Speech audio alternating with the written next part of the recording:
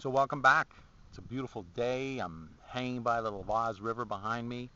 I just got back from doing a wonderful guided meditation with a close friend of mine, so I'm feeling very positive, very relaxed, and thought I'd take a few minutes just to talk to you about a subject that came up with me the other day. And lately we've been talking about consistent resistance, as I coined it, our inability to follow through, or more specifically, my inability to follow through over the years, and something I'm working on.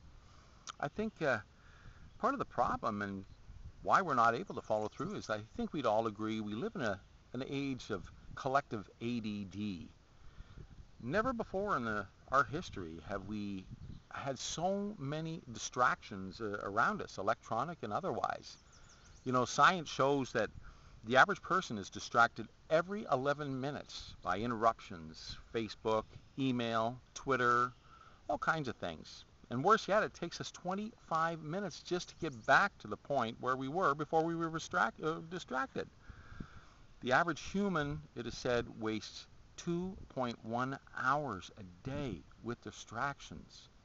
Now you do the mental math and you'll see what a colossal waste of time that is over the period of a week, a month, or worse yet, a year. I think Peter Drucker put it best when he said, there is nothing as useless as doing something efficiently that should have never been done at all. So true. So what's the key to taking massive action in our lives and blowing through those types of distractions? Well, not surprisingly, or maybe surprisingly, it's not working harder. They did a recent study of the most brilliant minds, and I'm talking genius level here, just to see what they did. And it was found that, interestingly, the most brilliant minds have found a way to focus intently on the task at hand for short bursts of time, typically in 90-minute blocks. After the 90 minutes, they take a break for an hour and then go back at it.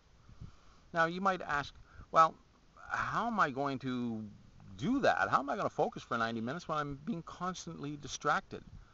Well, of course, the answer is to remove the stimuli that's distracting you in the first place.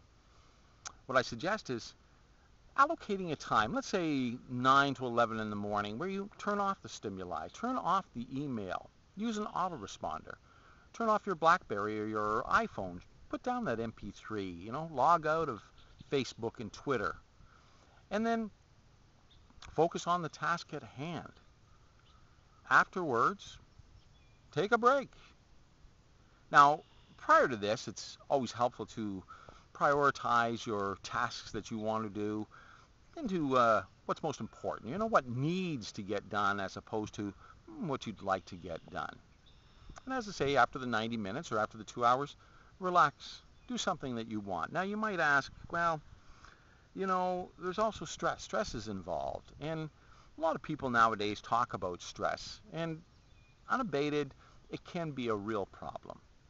But the reality is that stress really itself isn't the problem. Stress can work to our advantage. It helps us to accomplish the things that we need to accomplish. It pushes us to work harder when we need to work harder. It pushes back and moves back our boundaries and limitations. Stress can actually be our friend. It's not the stress that's our problem. It's the relieving of the stress. It's the replenishing of the batteries that people don't do. It's the taking a break and recharging. That's where the real problem is. People just don't know how to relax anymore in a lot of cases. So that said, there's several ways that you can relax and recharge the batteries, so to speak. The first is exercise. Exercise is something that can stimulate the body, can build stamina, and at the same time, it's a wonderful win-win for your health. Secondly, meditating. Meditation, of course, is at one time a very new age thing, but it really has come mainstream, and the science out there is overwhelming in support of the both physical and mental benefits that it can bring to you.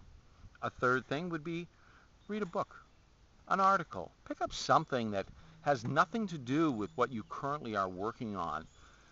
Doing so is an ability for your brain just to relax and enjoy something that you really enjoy doing. And lastly, I suggest taking a walk. You know, there are few things in life that provide more benefits than walking. It truly is an elixir for both the mind and the body. So, taking into account any of these activities over the course of the day and working in those 90-minute bursts, you really can improve your productivity and take it to higher levels. So what I suggest, of course, is to begin and create and develop these new work and play habits for yourself. Doing so will not only give you a lot more productivity, but it will improve your health and mental health immensely. Peace and love.